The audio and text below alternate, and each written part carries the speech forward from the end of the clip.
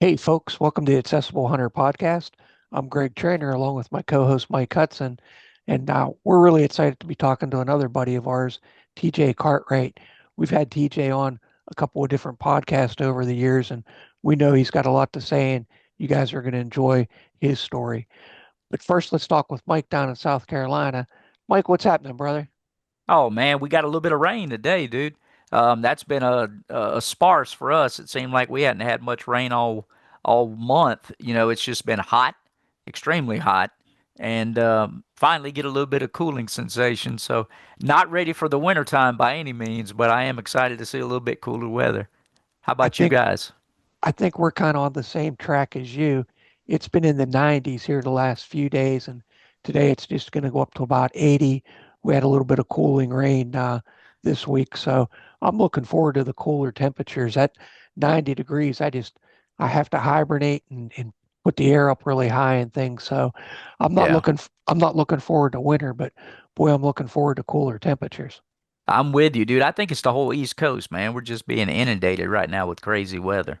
Oh Absolutely. no! Oh no! No! It's the West too. Here in Idaho, it's absolutely what does my wife say? It is called bipolar. Oh yeah. Yeah. So like yeah, it'll be 90 for a week, and then all of a sudden 1 or 2 days it'll be 40 degrees. It's like It's funny, TJ. I always keep a stocking cap in my backpack. It could be, 80 degrees, and for some reason I'll get cold and have to put on a stocking cap. I keep my hair cut really short. I do the buzz cut, so sometimes my head gets cold, and I keep a hat in my backpack. But always be prepared for weather, whether it's 60 degrees, 40 degrees, or 80 degrees. You got to plan ahead a little bit, right, Mike? That goes oh part with the spinal cord injury, man. It's just, I'm the same way. I go to sleep every night, throw a stocking cap on my head, get hot sometime in the middle of the night, and I don't know how I do it with paralysis, but I end up kicking all the blankets off. TJ, I don't know if you ever experienced this, but Mike said it, so I'm going to laugh about it. Last night, I had the air conditioner on in the house, set it like 72 degrees because, as I said, it's been 90 outside.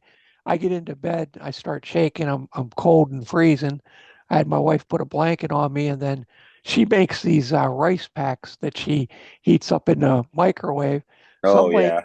some laying in bed with a blanket on me and a rice pack out of the microwave to keep from shaking. That was my extreme temperature swings from baby, I'm dying, I'm so hot in the house to I'm shaking and cold. Just one of the things that quadriplegics have to deal with. Oh yeah. See, that's why I'm so glad to talk to you guys. I don't realize it's just hard because you realize when you have a disability that just how many different disabilities there are and how different they are for every person. You know what I'm saying? Like Oh, yeah. Yeah. it's not for me you guys would probably be like, TJ, how is it hard to cook a peanut butter and jelly sandwich? It's like, dude, when you're blind it's impossible. But and then for you guys, like hearing about that, I never knew that. That's Well, new that's to what me. it's about. TJ, you hit the nail on the head, man. It's empathetic dialogue. We can't Yeah. know everything about every disability, but being able to interact with more and more people, we get to know their plight. We get to know and walk a little bit in their shoes and just hear about their lifestyle. Let you know, one, that, there's somebody always worse off than we think we are. But Yep, then two, absolutely. it gives us more inspiration to see people just pushing forward each and every day. Yeah, absolutely. And that's what I love about this podcast and the things that you guys do is and the reason why I started my nonprofit, it's just to help people get the attention and know that they can still do it. It doesn't matter your disability, it doesn't matter what you're doing. Just get up, get out and have fun. I mean, hunting's all part of just being with family and friends, right? So, Mm. That's exactly right, TJ.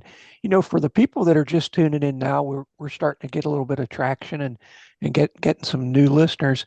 TJ, would you mind explaining your disability and how that happened? And let everybody know a little bit about your story. We'll start at the beginning today. Yeah. Um, so I like to tell everybody this just so everybody knows because it's a big part of my life. Before I went blind and everything like that, I was a huge baseball player. I loved baseball. Um, I pitched through all high school. I played a summer league for the college. They invited me to a summer league for college. Um, I loved it. It was fun. I realized I wasn't good enough for college, but pitching and baseball was my passion. Um, Back before my accident, I absolutely loved it, and something I still even try to pass on to my kids now, even though I can't play catch with them necessarily anymore. My son will throw the ball at me, it hit me in the chest, and I'll throw it back, and we still have a fun time. But anyways, I just like to tell people that. And my accident, so my accident was almost 12 years ago to the date. Almost in a month, it'll in a couple weeks, it'll be a month, 12 years. Um, I was out hunting with some buddies, and we went we were chasing these deer, and I was the camera guy because I didn't have a tag. I was just trying to help my buddy fill a tag, and I was the camera guy, so I was filming everything. And his cousin says, "Hey, let's go across this ridge, and there's some deer over there on this other side of the farm." And I'm like, "Oh, okay, cool." So we went over there, and me being a dummy, and this is why I'm glad people listen to this too, because everybody needs to realize, learn from people's mistakes. Um, I was out, and the deer were coming in front of me, and for some reason, the person that I was with wasn't walking fast enough because I go pretty quick, and naturally, I got in front of them a little bit, and total dumbness on me. Don't make sure you're always behind someone with a gun or bow or whatever. Just everybody hears that, but just really do it. Yeah, um, absolutely, TJ. but I got in front of them, and the deer were coming from my right to my left, and I was looking, and then I thought all the deer passed us, and they were still supposedly following a buck. And then when I stood up, I just got this smack right in my face, and I was like, this ain't good." And then I instantly went to, okay, what would my dad do? My dad would, not whine about it, not complain. Let's hurry and get to another end of the part where we know an ambulance is going to pick me up. So we walked a couple canyons to get to the other side, and by the time I got to the road, I collapsed. All the blood came out. I lost it and fell down, and ambulance came, got me, and they rushed me to a local hospital, and then they life-flighted me to Provo, Utah. Yeah. And they did everything they could in Provo, and they got the arrow out. My dad actually had to go to um, Sportsman's to get a rage broadhead, so the doctors could see how to take it apart. So Wow. my dad went and got that, and they took apart the arrow and took apart the broadhead and everything, and they just pushed it the rest of the way through my head. That's absolutely crazy, man, to think about the accident, what could have been, what should have been, you're right. It's a cautionary tale. Always know where your arrows, where your firearms pointed, where, you can't get that bullet or arrow back, man. And I'm just No, glad you're no, still here to be able to share your story, and we truly appreciate you, TJ. no, yeah. Me being alive is 100% a miracle. Yeah. The doctor literally came in to my mom and dad and said, "Get whoever you want here to say their last goodbyes. TJ's going to be gone within 4 hours." They told my mom and dad, so they didn't have even hopes for me to make it. And It, and TJ, it's a miracle, really, that one of the blades didn't open. Is that right? I I was, so it was a three prong broadhead, expandable. And what they do, so that don't know, the three-pronged broadheads, it sits closed, and then when it hits the animal or the target, all three of the broadheads deploy and open up to make it a bigger kill shot. Yeah. And the third broadhead didn't deploy; it stood back, and it was literally sitting on my carotid artery. That's one of the thing I give back to my faith a lot, and Yeah, that wasn't absolutely, by Jesus. hey, that wasn't by happenstance, man. And we're glad that God was looking out for you that day. And here you are again, being able to share your story. Huge inspiration. And we followed you for a while, and I enjoy everything you do. And earlier, you were telling us about your nonprofit. Do you tell us a little bit about the new avenues and adventures you got coming up with that? Yeah, absolutely. So everybody that's watching, everybody can go to. I deal with more with Facebook and Instagram. You can follow me on Instagram at the Blind Hunter. I'm more of a Facebook person myself. I like posting on Facebook. It's just easier for me being a blind person.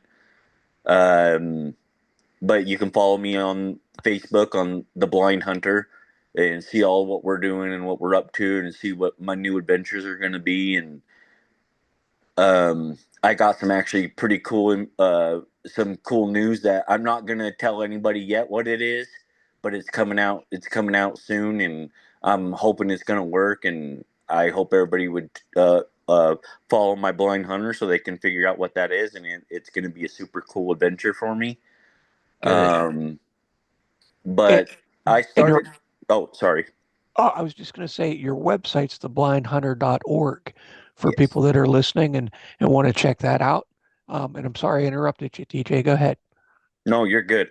Yeah, theblindhunter.org, it tells my whole story too. You can go through that if I missed anything.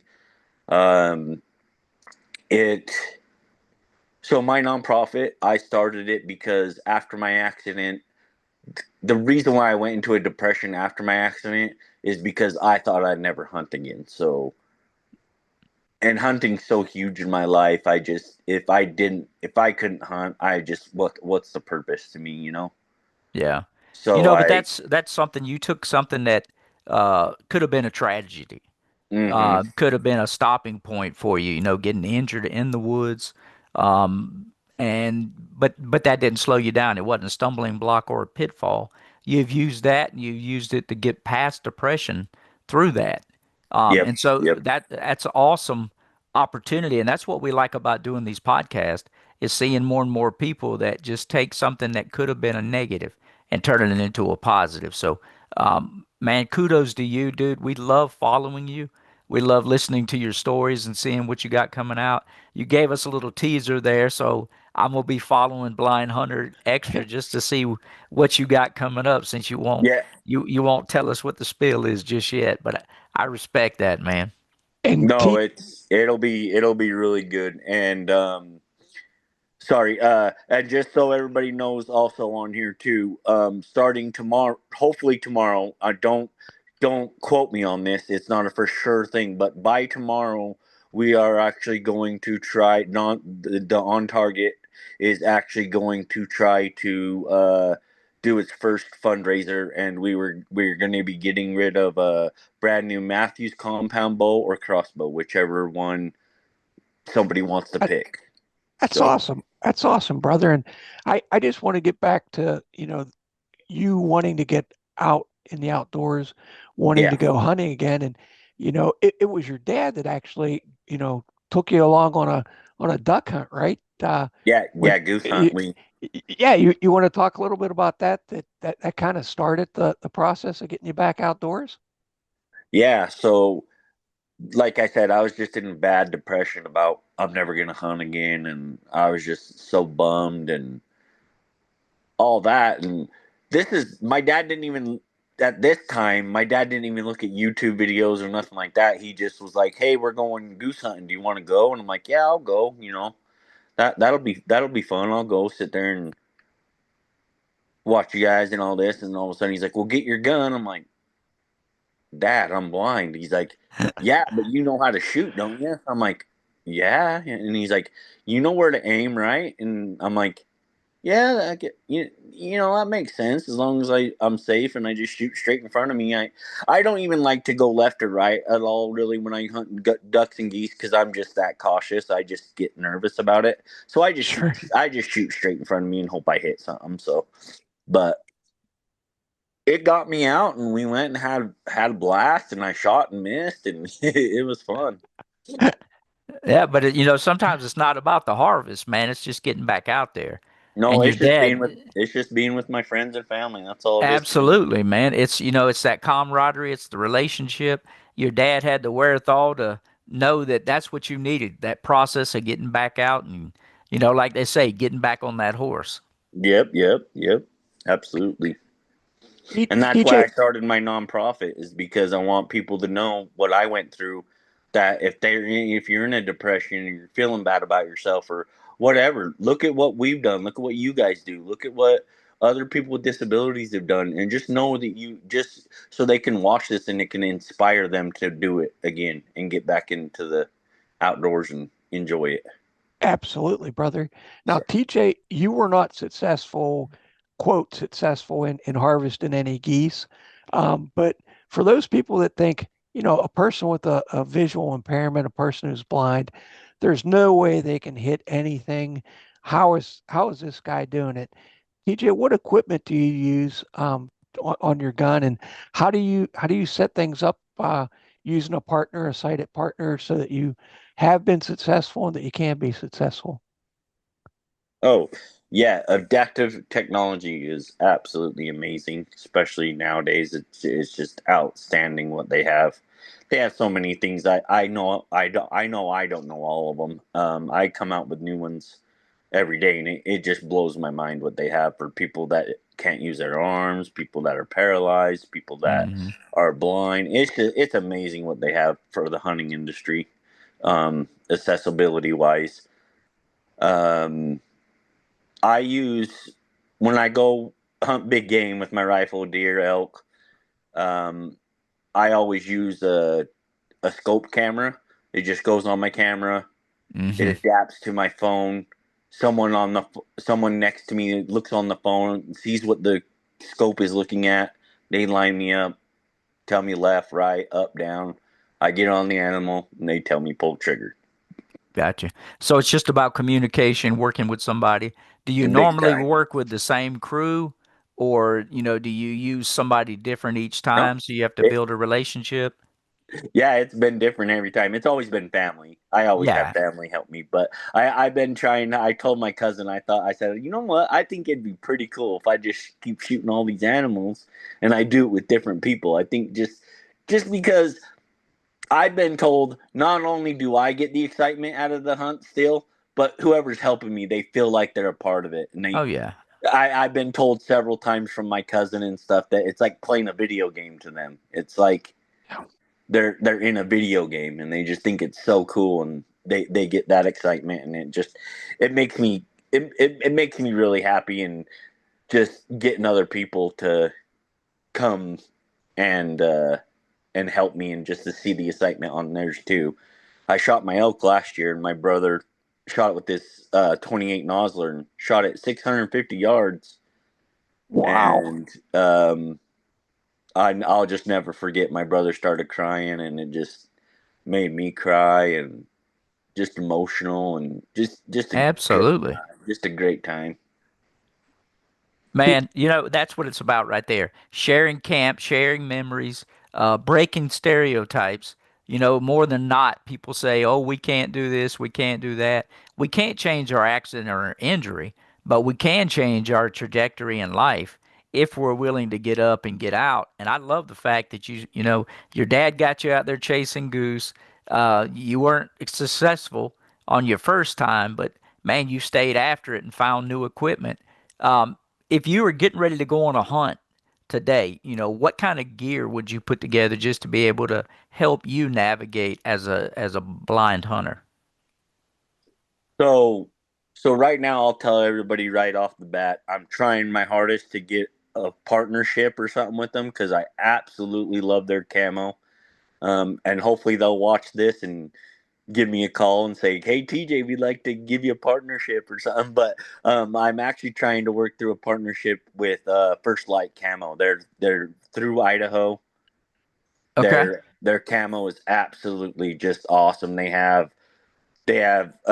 just camo you can wear in the summer in your August hunts and stuff, and it just keeps you cool. And they sent me some stuff last year when I took my first blind hunter hunting in Utah, and they hooked us up with some camo. T- And TJ, tell us a little bit about that you're taking people out. How did that work out and where were they from? And give us a little insight on that, buddy. oh, so last year I because the blind hunter's been going for 4 or 5 years. We never really put our foot forward to taking people out. And last year, I just told my wife, I said, you know what? I really want to take people out. And I did my Blind Hunter podcast for a while. And I met this kid, and his name was Jade Harlow. And he's also actually a blind kid in Idaho. And I heard about him because he shot a deer in Idaho using his adaptive technology, and he actually got in trouble for it. They actually uh, ticketed him. He got in trouble because he didn't know no better. He just thought, I'm blind. I need something to help me. I did it. And come to find out, Idaho doesn't allow electronics and all that stuff. But amazingly, me and my wife and Jade and his mom, we got the law changed, and people with uh, visual impairments in Idaho can now use electronic technology. So it's pretty cool. Unbelievable, man, that you guys had to go through those steps, working with DNR and all these other groups. It's that, but that's what it's about, man. It's about raising awareness. Somebody's always got to be the first one to challenge these stipulations and these laws. I'm just glad you guys got Idaho to listen in and see that you're not trying to do anything to get a leg up. You're just trying to be inclusive. You just want to be We're involved. just trying to be with everybody. And 100%. yep. And then the thing is, and then after that and stuff, I got together with him, and I was like, dude, I want to. He's like, I never killed a buck, and I'm like, because he killed a doe before, and he's like, I've never killed I want to kill a mule deer buck, and I said, well, I'll take you to Utah, dude. I know. I mean, I know. I grew up hunting there my whole life. I know the whole neck of the woods. My family knows. We'll get you on something. We'll get you the tag. We'll get you the stuff, and through kind donations, through everybody that helped me out with that, which I'm still 100% grateful for. Um, People helped me out. We got the food. We got the campers. We got everything to go out, and we went. His dad and his brother came, and we all had a great time. And just meeting his family and realizing how close similar they are to my family. Just a bunch of rednecks going out and shooting crap and yelling yee yee and having fun and just having a That good time. And we had a good time, and we got him on a little deer. Sorry, Jade, I'm gonna have to tell everybody, but he shot a little buck. But I've never heard anybody be so happy. He was pumped up, so it was a really good time. That's awesome, TJ. And there are no little deer. There's only little hunters that think they're little deer. I've shot a ton of basket racks, and every one of them I get so excited over. I'm just Yeah. glad to be out there hunting. And for people with disabilities, there are no little deer. If you're happy with it, I'm happy with it. And whenever I go on a hunt and somebody's assisting me and I'm lucky enough to take an animal, it could be a 200-inch buck as far as I'm concerned, and it's a little 4 point. I'm just thankful to have it and thankful to have that opportunity, and I'm sure Jade was thrilled with his mule deer buck. Yeah, absolutely. We were sitting there, and they're like, "TJ, fill his antlers," and I'm like, "Okay," because they told me it was a spike, so I was like, "Okay, it's not. I'm not expecting anything big," but I felt it, and I was like, "Okay, I wasn't expecting this small." And then Oh I, boy. I didn't say nothing, and then Jay's like, "You know what? Maybe I should have waited," and I'm like, "Dude, I'll tell you right now, Jade. you're blind and just being successful is Right. amazing accomplishment on its own. Just Right. don't let Right. anybody tell you, "Oh, that deer's so small. What kind of hunter are you?" Be like, "I'm a blind hunter, and it's hard Right. enough for me already. So get off my back." and Right. Right. maybe his next one will be a little bit bigger, but Yeah. if it's not TJ, that's okay too. As long Yep. as he's happy with it and he's feeling the tag and it's legal and ethical and he's feeding his family with it, God bless him. That's what we want to hear. Yep. Absolutely. That's That's one of the things too. We can't eat the antlers, man. And you guys were in an uphill fight. You were able to make it something that's completely memorable and a positive. And you know what? That's what it's about too. We got to rib our fellow hunters a little bit. I always tell them, man, you kill the small deer. I'm here for the big guys. It's all yep. about Yep. that Yep. competition. Oh no! Oh yeah! You give it. Yeah, it's so funny. My cousin this year, he's like, "Oh, I'm gonna draw my antelope tag for Utah," and he's all pumped up because he has points, and he's like, "I'm gonna draw definitely, dude, for sure, 100%." And Utah does their draw before Idaho, so he calls me. He's, "Oh, I didn't draw my antelope," and I'm like, "Oh man, that sucks." Whatever. And then a couple weeks later, I call him. "Hey, guess what? What, bud? I drew my antelope." I tell him, and I'm all pumped up. So yeah, I'm super excited. I actually have an antelope hunt in 2 weeks, and That is first time awesome. I've hunted antelope, so I'm pretty excited. Dude, that's awesome. I've never had the experience to hunt antelope. I've seen it on TV a Hmm. good bit. And will you be hunting out of a blind or how does that work for you? That's gonna be the thing we're gonna try, because it's gonna be even harder. Because I put in for muzzleloader Oh because wow. not a lot of people do muzzleloader in Idaho because all it is open sights. You can't use scopes or nothing like that. So I have probably have a good shot at getting it with the muzzleloader, and I drew it, and with the help of the DNR, they're going to allow me to use a red dot sight with my visual Okay. impairment. Good. I was getting ready to ask you, man, how are you gonna set your camera up on this one? But Yeah, I'm yeah, glad you yeah, guys yeah. already got it worked out. That's awesome. I'm excited to see this, dude, because muzzleloader, that's a whole nother thing. When you're stalking elk or you're stalking deer or you're stalking whatever, you're antelope hunting and these jokers can move pretty quick. Oh, and they're aware of everything. They're not like deer. You can get out of the car, shut your door, take a piss, and then shoot it. An antelope, you're out the door, he's gone. So TJ, when you're talking about muzzle loaders, I know here in PA for the longest time we could only use flintlocks. Now we can use inline muzzle loaders. Hmm. Which are you using? Is it a flintlock or inline or what muzzle loader do you plan yeah, on taking? so I just want to make sure on this. So inline, what you mean by that is like a non-exposed cap, right? Yes. Okay, yeah, That you can load from the everything in breech. Idaho, yeah, everything in Idaho has to be exposed cap. Okay. Um, Idaho's very old school with their laws. I'm almost surprised that we're not hunting deer with rocks and knives and stuff. So, but Idaho's very old school with their laws. But yeah, you can't use that. For the longest time, you couldn't use sabots. They just made Hmm. that legal. Yep. You Yeah. can shoot sabots out of your muzzleloader now, but you have to use percussion caps. You can't use 209 primers. Right. Right. Um, So yeah, they are going old school. You know, now they've got everything set up where you just about shooting a rifle. yeah, Um, it's a single shot rifle basically hmm. nowadays. Yep. Yeah. Yeah. But you know, you got to still pack your wad. You got to be able to put the cap on, do all that. Now, hand dexterity wise, you don't have any issue. It's just the sight elements. Do you do all that yourself, or do you have somebody help you? I didn't, I'm not trying to be insensitive, but No. are you able to easily load your cap and all that stuff yourself, or do you have somebody that helps you aid in that So process? I actually have somebody do that 100% for me. Yeah. Not that I can't. It's just I don't want to.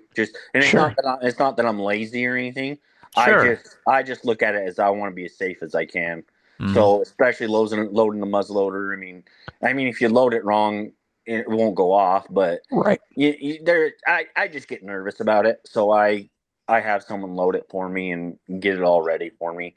But Absolutely, you want to be safe in everything that you do, and I'm kind of the same way, TJ. If I have somebody load my rifle, I'm really, paying attention, watching them, because ultimately it's our job to make sure we're safe. As people with disabilities out Yeah. there hunting, we can't really put it on somebody else. We have to make sure we're safe before we pull that trigger or use our sip and puff trigger. Along those lines, what would you say is one of the biggest misconceptions that people have about hunters with sight impairments or hunters who are blind? What's the biggest misconception that you want to kind of address today? Oh, absolutely. I'm big on this. And I understand it. I get it. It's not that people are stupid. It's not that they're just some people are just naive. How can I say this nicely? Um, they, a lot of people just don't get it. Right. A lot of people that tell me, oh, a blind hunter, that's the most unsafest thing I've ever heard. I mean, Right. that's not even possible. Like, that doesn't, like, you're going to shoot somebody and all this. And I'm like, first question I ask them is, do you hunt? And then they tell me Yeah. no. And then I say, Right. okay, well, you go hunting and Then we'll talk. then envision yourself being blind and then tell me it don't work, because I wouldn't do something that I would think would be unsafe, or especially me, especially after being shot. I'm not going to go out in the woods and do something that I don't think is. I mean, you can ask my friends and my family that I go hunting with now. I get into the car if I'm going goose hunting, duck hunting, whatever. I check my I check, see if I have any ammo in my gun. I double check it. I have somebody with eyesight double check it. I'm so paranoid on stuff like that. It just, And there's nothing wrong with that, man. Being yeah, hypersensitive to all the surroundings, and that's the kicker. Greg was kind of going into that. We do the same thing. I don't hunt by myself very often anymore, just because I want to make sure I'm safe. It's not that I hmm, can't hunt by myself. I just want to be hyper vigilant in everything we're doing. There's nothing wrong with that. I try to say that those people are just misinformed. It's our yep, job to yep, educate them, and you're doing a fantastic job on being able to do that. Most people do not understand hunting, especially for hunters with a disability. They just do not get. We're just the same people we were prior to our injuries. We're just trying to get out there and having to find new ways to do it. yeah, And yeah, and TJ, you're out there with a spotter. You're not randomly taking pot shots. yeah. That person's looking at your scope on their phone. They have the sight picture right in mind before they give you the okay to go. You're probably a lot more safe than some hunters that don't have a second set of eyes or a person calming them down, you know, uh, taking things slow. Yep. Okay. You got to move back half an inch. You got to move up 3/4 of an inch. When you take an animal, I'm sure your shot placement is not a snap decision, that a lot of the animals you take probably drop right in their tracks.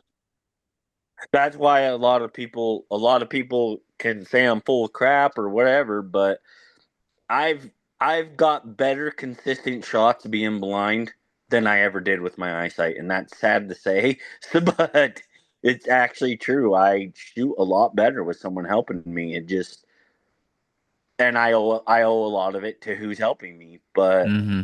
it just, like last year I went hunting in Wyoming. I got on my first whitetail, and my dad went with me, and it was a great moment. And they got me on. We sat in a blind, and they got us on a whitetail, and I shot a 10-point whitetail last year in Wyoming, Wow. through the Wyoming Disabled Hunters Program, and it was absolutely amazing doing that with my dad. And Absolutely. But that's part of it. So you got technologies that's assisting in your shot placements. You got open communication, but I think it's one of those things where you're just more mindful about, hey, one, and this is just me, I don't want to have to track this animal forever and a day. I want to make a good, consistent shot. And then you're working with somebody that you've got a relationship with. You trust them, they trust you, and when they say that, you're on target, your weapon, you let it go. yep, yep. Right. And when we were on that hunt too, I told my dad, I said, I'm not expecting a monster or a big one, or I want to shoot a whitetail and it'll be fun. And we go out and first 2 minutes of daylight, my dad's like, "There's a spike right there, 50 yards." He's like, "You want to shoot it?" I'm like, "Dad, no, I'm not shooting a spike 2 minutes into daylight." He's like, Right. "Well, you just told me you would take anything." I'm like, "I know, Dad, but let's wait. And it's first day. Let's see what's out there." I mean, and then we waited. Not only 5 minutes later, and two bigger bucks came in, and I knew I wanted to shoot it right off the reaction of my dad. He just instantly, "That's a shooter. That's a shooter." And if my dad gets that excited, I know it's it's time to take it. So it's a big boy. That's right. D- TJ, we're really kind of blessed with family and friends that support us and take us out. Um, yes. what's your experience like with the non-disabled hunting groups or gun clubs, or have you had any positive or negative experience when, as a blind hunter, you're at a range and you encounter people, or just maybe the owners of the range themselves, or what's your experience like, kind of advocating for blind hunters at the rifle range? So the biggest thing is we just need to inform people more, and they need to watch the podcasts like these and stuff, so they can get educated and know it's safe. I went to the range one time with my brother, and we were trying to sight in my 6.5, and we got there, and these two guys were like, "Well, why are you helping that guy?" And oh, he's blind, and I'm helping him shoot his rifle. He's blind. Yeah, and then they just said "f this," and then they left, and they just, Yeah, Yeah, which but I'm like, which that's that their hurts loss. my feelings, and that makes me kind of want to cry because I'm like, I don't. It just made me feel bad because I was like, I don't want them to sure. stop shooting because of me, but Yeah, other, but man, that's their loss. That's just the uneducated side of it. mhm. And that's what you're doing. You're breaking stereotypes. I love that, dude. Don't stop doing what you're doing. All you're doing is showing a new light. These guys and girls that catch up with the times. That's what these podcasts are about. That's what you getting out, educating DNR about your needs. If you don't say it, nobody's gonna know it. So continue to share your unique story. Yeah, yeah, and that's my goal. Get the. I'm with you guys on that. I just got to get the word out, and I And really want to. I really want to figure out a way we could do it, but I want to come down and hunt with you boys. that would be fun, TJ. It really would. And, we didn't know that you got the law changed in Idaho for people with disabilities, with visual impairments. Yep, And yep. that is just so fantastic that you were able to advocate. And I'm sure the lawmakers just had no idea that there were people, that could not see, that are They blind, just they just that never thought of it. They it just never exact thought of it. Yeah. Right. exactly. So when you were talking to these folks, I'm sure they were like, geez, that's almost like a no-brainer that these guys and girls need to use this adaptive equipment to be able to enjoy the resources that our great state has to offer. Everybody wants to enjoy the outdoors, everybody wants to go hunting. This is just a way that you guys need to make it happen, is using adaptive equipment. Yep. And my next goal with me and my wife and on target is we got to go. It's through. I can't remember how my wife explained it. It's different than just the rules of like the adaptive technology, the electronics on rifle scopes. It's Hmm. something bigger. Like it's. I think the electronics was through the like DNR itself in the state, and then the one I want to get changed now is the crossbow law, because Idaho will not even let me shoot a crossbow. So Wow. Even though you're showing them that that's going to be give you a more stable platform, Idaho's still not wanting to make change. okay, yeah, and I'm at the point I can't hold it in. I'm gonna tell everybody my upcoming plans of what I was gonna. Everybody stay tuned for. So I'll tell everybody right now, We because knew we'd I get it out of you. I can't. Yeah, I can't hold it in. So I'm actually going to try to shoot a compound bow again. Wow. Okay. Wow. I've got in touch with the guy. He makes red dot sights for compound bows, so you don't have to look down a peep sight. Right. And we're gonna try to hook that up on a bow. He's gonna help try to hook that up on a bow for me, and I'm I'm gonna try it because I went a couple weeks ago with my wife to her family's to the in-laws to have dinner, and her little brother just bought a recurve bow, and he's like, "You want to shoot it?" I'm like, "Yeah, let's go out. I'll shoot it." And he lined me up, and more times than not, I was hitting next to the bullseye at 20 yards. So I was pretty Y- pumped up about myself. So I'm like, You should. "Dude, I want to kill a deer like this. That would be sick." Yeah. Jay, you know that they make mounts for compound bows that'll Hmm. actually hold it, and Yep, yep. it's almost like a tripod for Hmm. compounds. So if you would get a red dot scope on your compound, you could attach your camera for your sighted person, and it would hold the compound for you, and you'd be just as good using that as a um, crossbow. So if you get in contact with Be Adaptive Equipment, I know they have one, and in the Olympics, there's a lot of visually impaired archers that are using this setup, and you'd be highly successful with that, brother. Yeah, absolutely. That's another thing that I came to my mind. I'd have to get a weapons modification in Idaho just because those are illegal too. Um, Wow. but Man, you got an uphill battle.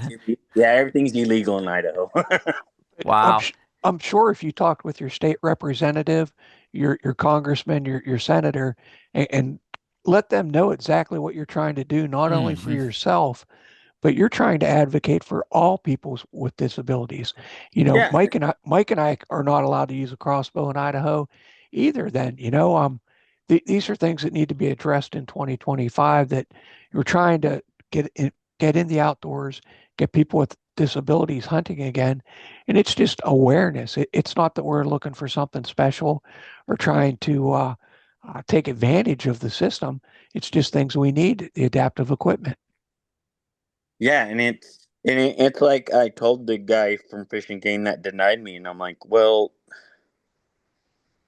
I get it because the rule literally states if you have your arm you have a loss of motor function and all this in your arms, I get that the way they state it in the rules. I get it. But I'm like, can we use a little common sense Right. and just it'd be so much easier for me to use a crossbow and then they just sorry we can't change it and Yeah. I'm just like, okay, but that's our ultimate goal now is get that change because I love archery hunting and I can't stand not Sure. archery hunting. So Absolutely. And again, it's not trying to beat the system up. It's just about education. We got to get these lawmakers and the people in places of power to see exactly what's going on. A lot of time they can't visualize it. And so yeah. TJ, you being able to do that, even if you use the system that Greg was describing, you're theoretically using a crossbow. It's just held in an upright position. Yep. Once you get the law changed that way, then you just reiterate it and say, guys, all we're doing now is turning a bow on its horizontal, and we're doing the exact same thing. It's Yeah, and we're not just trying to give somebody a leg up or break anything. well. The thing is, it is to give it. To be honest, it is to give us a leg up, but it's not to get us a leg up over anybody else. It's just Right, to make us equal. Right. right. It It's to That's it. make us have the same, and we're still not even in the same, but almost the same success rate as somebody with full capabilities. So Right, but we still got uphill fights. Not, aside from that weapon, we got issues trying to get out in the field. hmm Stuff that I didn't have to fight all that when I was able-bodied. yep, I didn't have to worry about a big clunky chair or you having to try to figure out how to navigate around obstacles you can't see, and yeah, it's trying to step over brushes that are taller than your knees, and right. then you do that for a while, and then all of a sudden there's a little rock in your way, and you trip over it, and yeah, right. Yep. it's a pain in the butt. People don't. I've told people that on my blind hunter all the time. I said, having a disability, it's a pain in the neck, and people don't understand that when you have a disability, you just got to try 100 times harder than everybody. It's actually the Right. absolute truth. We have to Yes. do everything 100 times harder than a normal person because, and I won't change it for the world because it just makes me a better hunter and it makes me Hmm. feel like I accomplished something a lot better when I put in the effort anyway. So And the trust factor, TJ, that, when you're going in with your spotter, with your guide, I don't know what you call the person you hunt, with you. I guess it's your buddy, your I brother, just your say my your your dad. I just say my spotter. So your spotter, you Yep. have to have a lot of trust and faith in them when they're walking in the woods with you, that when they see a branch in the way or see a Yep. They rock that tell you're me. gonna exactly, because it would be very easy to get hurt Hmm. walking into your spot. Yep. Absolutely. And I have and I've told my my dad and my brother and everybody, and I said, and I got these new I don't know, have you guys ever heard of them, the Meta Ray Bans? Oh Yes, yeah, yeah, a sure friend of have. ours has So those. I have a pair of those, and they are absolutely, if you're blind, get you a pair. They're absolutely 100% the best thing ever. You know, They help me with my everyday. They help me cook, clean. absolutely. Find that technology that helps. We had a guy, Michael Edmonds, on, and he's not too far from us. But Yep, I I met. don't. I did a podcast with him. Yeah, so Michael Edmonds is a good guy. But me and Greg have talking about trying to get us a pair. We don't have visual impairments, but we have hand dexterity issues, and those glasses would absolutely help us out. Where Michael brought up the point. You tell a Meta take a picture of whatever I'm looking at. Yep, So yep. I would be able to take pictures where normally my hands would give me trouble. It's just finding that new assistive technology that just opens up the world to us. Yeah, absolutely. I just, like I said, I absolutely love it. So one of my biggest reasons why I'm so excited, and it's just I'm trying to get myself where I'm trying to learn Idaho better so I can actually be more successful here. Hmm. It's just hard because I'm not from Idaho and I've never seen it, so I have to trust other people to take me around and um, stuff like that. But I'm just getting really excited for my meta glasses because I want to. It allows you to record, so I'm gonna start recording. Hunts. It only takes a certain amount of videos, 30-minute videos, but I could take them and I told my dad and Corbin and my brother and stuff and all that. I said I should really just take my meta glasses, go out hunting, and just record every so often of us just walking through the woods and how you guys say, TJ, watch out for that branch, or TJ, watch out for this. So people know, God, that's kind of amazing that outside of just lining him up and stuff, they actually have to help him, guide him where to go and Hmm.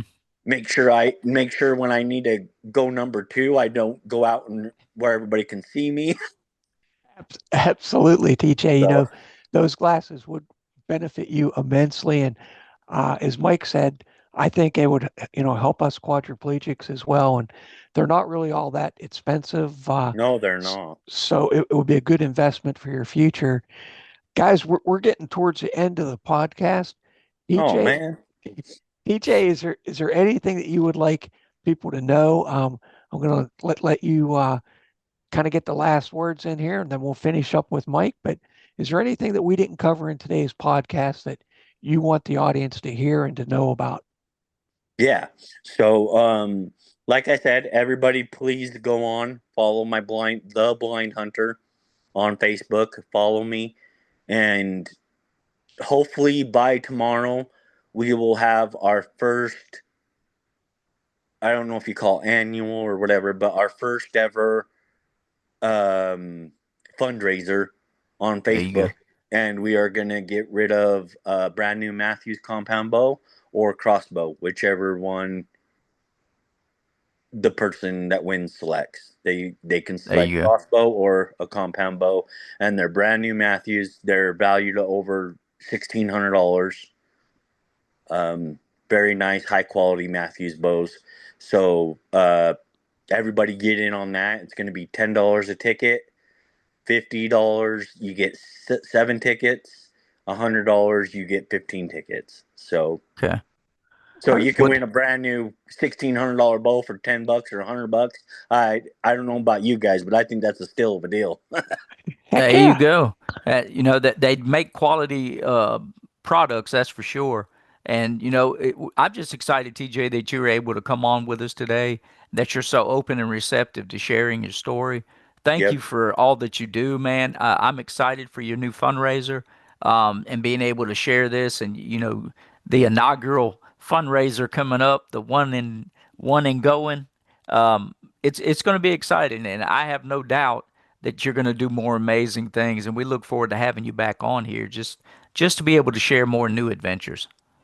Yeah, absolutely. And just so everybody knows too, we are trying to get the money right now, and we are trying to raise it so I'm going to pay for a fully guided big bull hunt in Idaho. Hopefully, if not this year, when probably not this year because we'll have to come up with the funds, but by next year, I'm gonna do a fully guided big bull hunt in Idaho for somebody with a disability. So it'll be super cool. That's awesome, TJ. And again, Mike and I want to thank you for taking your time out of the day. I know it was early for you to get up and get online, and we appreciate you and everything you're doing with your charity for people that have visual impairments, people who are blind. And we also want to thank our supporters, Hope Outdoors, Virginia Wheel and Sportsman, Wild Jager Veteran Adventures, and even Mike's charity, Roar Outdoors. So, folks, follow us, like us on Facebook, follow us on YouTube. We appreciate all of your support so we can continue to bring guys like TJ on the podcast and share his story and everything he's doing for the disabled community. We appreciate you. Thanks so much and have a great afternoon. Thank you.